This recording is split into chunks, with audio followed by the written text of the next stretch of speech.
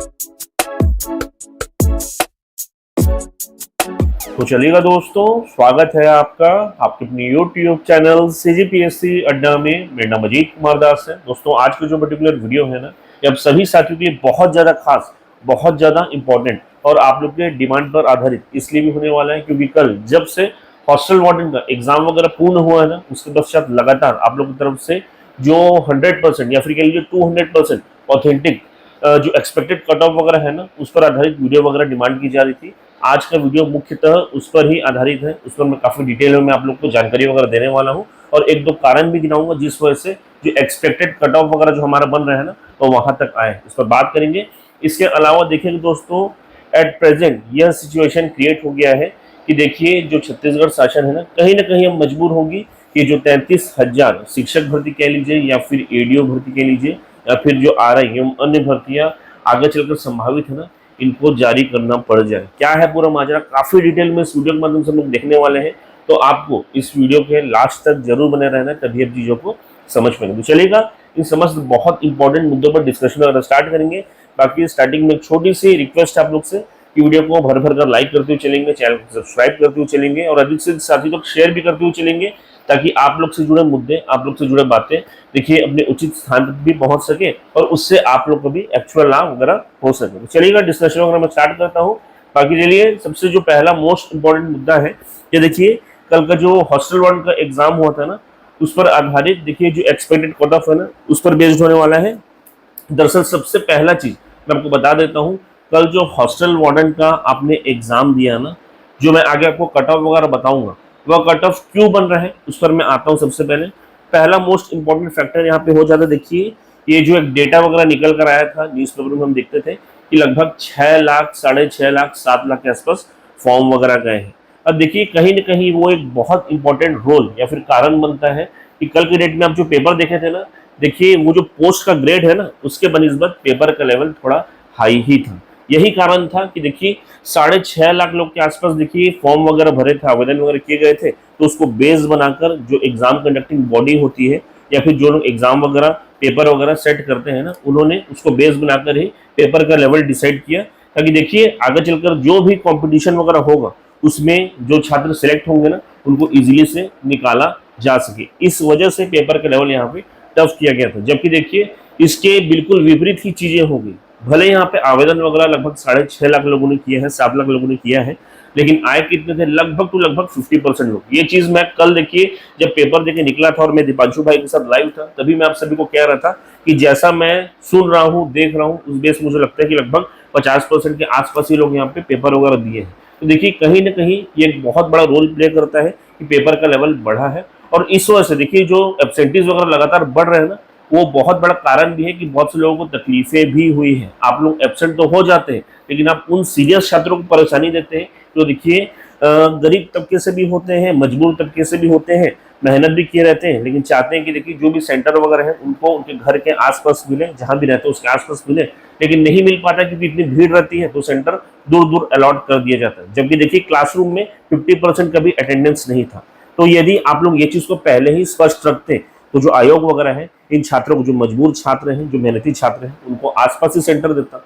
आप लोगों ने खुद एब्सेंट करके इन लोग को तकलीफ दी है। तो ये चीज आप लोग ध्यान रखिएगा और ये कहीं ना कहीं कारण बनेगा कि अब मैं अपने पर्सनल लेवल में, चूंकि आप लोगों की तरफ से कल बहुत धमकियां मिली कि आप क्यों जबरदस्ती ये जो एग्जाम होते हैं उसमें पैसे लेने की या फिर फीस लेने की बात करते हो। आप लोग की धमकी से मुझे कोई फर्क नहीं पड़ता, आप लोग को पता है।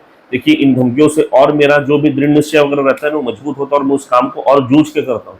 तो अब मैं खुद पर्सनल लेवल में जाके ऐसे लेटर वगैरह शासन तक पहुंचा के आऊँगा कि एटलीस्ट एक मिनिमम कॉस्ट वगैरह एग्जाम्स के लिए रखा जाए, ताकि क्या है ना, इसको बेस बनाकर एटलीस्ट छात्र जो जेन्युइन छात्र हैं वो पेपर तो देने आएंगे।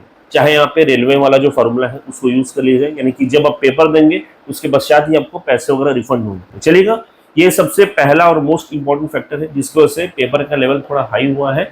और इस वजह से देखिए कहीं ना कहीं हम लोग को देखने को मिला है कि जो मैं आगे कट ऑफ आपको बताऊंगा ना, तो कट ऑफ एक्चुअल में जा रहा है। अब देखिए बोलने वाले तो बहुत लोग ये बोलेंगे, क्योंकि मैंने बहुत लोगों का वीडियो वगैरह देखा, बहुत कुछ देखा कि पेपर बहुत नॉर्मल है। देखिए ये बोलने वाली बात है। अब आप घर में आराम से चाय पीते पीते जब पेपर बनाएंगे ना, तब आपको देखिए समझ लगेगा कि पेपर ठीक ठाक है, ईजी है।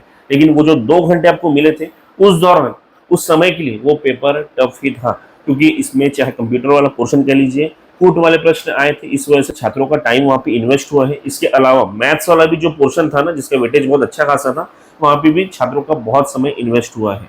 बाकी पोर्शन तो ठीक ठाक थे, और यहाँ पे जो बाल मनोविज्ञान वाला पार्ट था ना, उसमें भी थोड़ा बहुत समय लगा है। देखिए मेजरली तो इसी पर बेस्ड था ना पेपर, तो कैसे करके आप इजी कह सकते हैं। देखिए वो 2 घंटों के हिसाब से वो पेपर का लेवल अच्छा खासा ही था। बाकी अब घर में आराम से बैठ कर बनाए तो फिर तो कोई बात ही नहीं है, फिर तो जितना समय लो पेपर इजी लगेगा।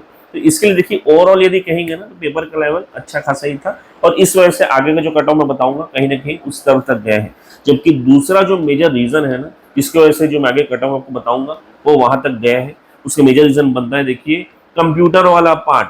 कंप्यूटर वाले पार्ट में मैं इस बार की बात नहीं कर रहा हूँ, देखिए इस बार तो थोड़ा बहुत लो होगा ही होगा, लेकिन पिछले बार भी जब वर्ष 2016 में पेपर होता ना हॉस्टल वन का, उस समय का पेपर आप उठा के देखिएगा, 50 नंबर का कंप्यूटर आता है जिसमें 25 आपको लाना है। देखिए इजी आता था उस समय पेपर, क्वेश्चंस भी इजी रहते थे, बहुत आसान रहते थे, लेकिन उसके पश्चात भी देखिए छात्रों का वो जो 25 नंबर है ना, उसको लाने में पसीना छूट गया था।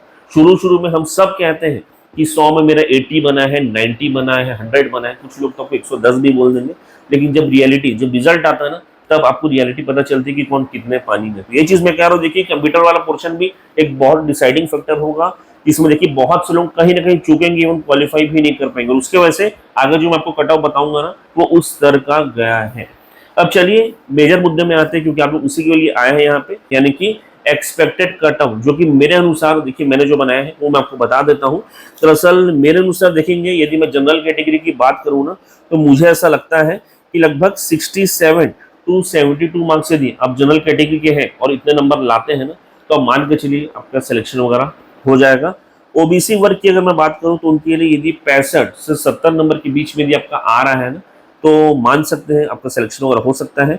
एससी वर्ग की अगर मैं बता दूं, तो देखिए 58 से 63 तक यदि आप स्कोर कर रहे हैं, तो आप अपना सिलेक्शन वगैरह सोच सकते हैं। जबकि एसटी वर्ग के लिए यदि आप 53 से 58 मार्क्स तक ला रहे हैं ना, तो आप अपने सिलेक्शन के लिए सोच सकते हैं। देखिए ये एक्सपेक्टेड कट ऑफ वगैरह है, जो कि मेरे अनुमान की हिसाब से मैंने बताया है। बाकी आप लोग की क्या क्या राय है, कमेंट बॉक्स खुला है, आप लोग बता सकते हैं। अब चलिए दोस्तों, हॉस्टल वार्डन का पेपर हो गया, इसके संबंध में जो एक्सपेक्टेड कट ऑफ वगैरह है मैंने आपको बता दिया। अब इस पेपर को साइड करते हैं, लेकिन अब सोचने वाली बात यह है कि अब आगे क्या, यानी कि जो छात्र इतने दिनों से देखिए इस पर्टिकुलर एग्जाम के लिए जी जान से प्रिपरेशन कर रहे थे, सब कुछ कर रहे थे, देखिए वह अब खाली हो जाएंगे। लेकिन उनके लिए आगे कोई ऐसा पेपर नहीं है जिसके लिए वो पुनः बैठ के पढ़ सके, इंगेज हो सके। तो देखिए एक चीज देखने को मिला है कि जो खाली दिमाग होता है ना, इसमें दुनिया भर के थॉट्स वगैरह आते हैं, जो कि अब आने प्रारंभ हो जाएंगे। क्योंकि देखिए आगे कोई भी भर्ती वगैरह नहीं है, छात्रों के मन में कहीं ना कहीं इस बात को लेकर आक्रोश भी है कि क्यों वैकेंसी वगैरह जारी नहीं हो रही है। क्योंकि देखिएगा जो पिछला विधानसभा चुनाव वगैरह हुआ था ना, उस समय बहुत से बातें, बहुत से वायदे वगैरह किए गए थे। इवन देखिए मैं खुद पर्सनली, एक बहुत बड़े नेता है, उनके पब्लिक मीट में गया हुआ था, वहां मैंने एक पर्टिकुलर प्रश्न भी पूछा था कि सर ये जो आप लोग वायदा वगैरह किए हैं कि 1 लाख भर्ती हम लोग निकालेंगे 2 वर्षों में, तो वो उसका स्टार्ट कब होगा, शुभारंभ कब होगा। जिस पर उनके द्वारा मुझे कहा भी गया था कि जैसी हमारी सरकार बनती है 6 महीने के अंदर हम लोग उसको प्रारंभ कर देंगे। जो वीडियो काफी ज्यादा वायरल भी हुआ, आज के डेट में सब यूज भी करते हैं, आगे मैं आपको दिखा भी दूंगा। सबसे पहला चीज सर कि यहाँ पे जो आपने 1 लाख शासकीय भर्तियों के बारे में कहा है, जो अब 2 साल के अंदर पूर्ण करेंगे, तो सर पूर्व में हमने ये देखा है कि ये जो जितनी भी भर्तियां वगैरह आती थी, ये इलेक्शन के पहले पहले आती थी। जैसे कि मान के चलिए 2023 में इलेक्शन हो रहा है, तो 2022 से चीजें शुरू होती थी। तो सर शुरुआत इसकी कब से होगी, इसको लेकर थोड़ा सा क्लैरिफिकेशन चाहिए था। पहला ये है, हाँ, भर्ती की प्रक्रिया हाँ, सरकार बनते ही 6 महीने के अंदर प्रारंभ। धन्यवाद सर, बहुत बहुत धन्यवाद। यहाँ पे सरकार बनने के पश्चात 6 महीने में सब कुछ प्रारंभ करने की बात की गई थी, लेकिन अभी 9 महीने हो गए हैं, कोई चीज प्रारंभ नहीं हुई है, इवन कोई वैकेंसी तक नहीं आई है। जबकि दूसरी तरफ जो शिक्षक भर्ती वाले छात्र हैं ना, उन लोग अलग आक्रोशित हैं, क्योंकि उनके लिए भी बहुत सी घोषणाएं वगैरह हुई थी। पहले 57,000 शिक्षक भर्ती की, बाद में वो 33,000 में बदला, और आज कोई नामो निशान नहीं है। तो देखिएगा अब जो छात्रों का आक्रोश है ना, जो खाली बैठ जाएंगे, उनका आक्रोश अब खुल के आगे निकल कर आएगा। यानी कि चाहे वो 33,000 शिक्षक भर्ती हो, चाहे वो एडीओ भर्ती हो, चाहे आरआई हो, आप करियर आरक्षक हो, कोई भी भर्ती हो जो भी संभावित है, उनके लिए छात्र अपने स्तर पर भी मांग करने लगेंगे, आक्रोशित होंगे। तो मेरे रिक्वेस्ट रहेगा गवर्नमेंट से, क्योंकि देखिए गवर्नमेंट के एक बहुत सीनियर नेता है, यानी कि मैं विजय बघेल साहब की बात कर रहा हूँ, उनकी तरफ से भी स्टेटमेंट्स वगैरह निकल कर आए हैं, शो करूंगा मैं आपको कि देखिए जो मोदी की गारंटी के तहत वायदे वगैरह किए गए थे ना, वह अपने उचित स्थान से उचित समय से यदि प्रारंभ नहीं होते हैं तो खुद अपना विरोध दर्ज कराएंगे। उनकी तरफ से भी कहा गया, यानी कि कहीं ना कहीं गुस्सा उनके अंदर भी है। मोदी जी की गारंटी के रूप में हमने इसको दिया है, तो मोदी गारंटी झूठी ना हो, उस पर विश्वास बना रहे कर्मचारी अधिकारियों का।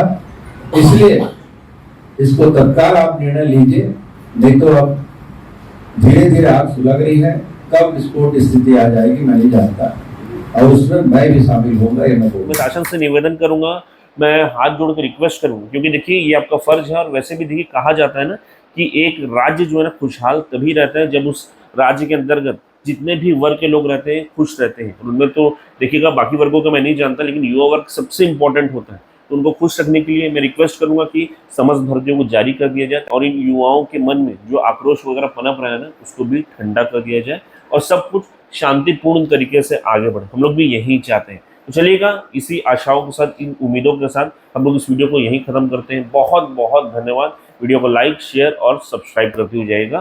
Thank you so much.